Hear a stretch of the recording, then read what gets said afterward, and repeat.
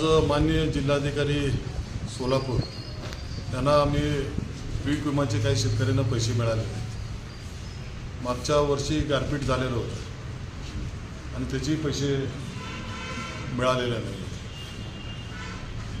एवढेच उत्तर सोलापूर दक्षिण सोलापूर तालुक्यातल्या काही लोकांना मिळाले, काही लोकांना अर्धे पैसे मिळाले।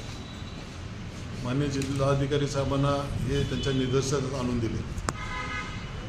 ताबडतोबपणे कृषी अधिकारी सोलापूर यांच्याशी सुसंवाद साधला आणि सोमवारी परत सगळी माहिती घेऊन आमच्या शेतकऱ्याबरोबर त्यांनी मीटिंग लावून सांगितलं, ज्यांना याचा सगळा अभ्यास आहे, सगळ्या प्रोसेस काय काय असते घेऊन या म्हणले। आणि जे शेतकरी 4-5 आहे, ज्याला ह्याच्यातलं ज्ञान आहे किंवा ह्याच्यातलं नॉलेज आहे, असे शेतकरी कृषी खात्यातले अधिकारी माननीय जिल्हाधिकारी यांनी स्वतः बोलवले। मला खूप चांगलं वाटलं की एखाद्या पुढाऱ्याला न बोलवता शेतकरी स्वतः माझ्याबरोबर चर्चा करायला येऊ द्या असं त्यांनी सांगितलं। आणि जे 15-16 कोटी रुपये मिळाले ते काही ठराविक लोकांना मिळाले, काही शासनाकडून पैसे याचे राहिले ते अजून शेतकऱ्याच्या खात्यावर डायरेक्ट येणारे ते आले नाही। अशा प्रकारचं आम्ही जिल्हाधिकाऱ्यांना निवेदनामार्फत दिलं आणि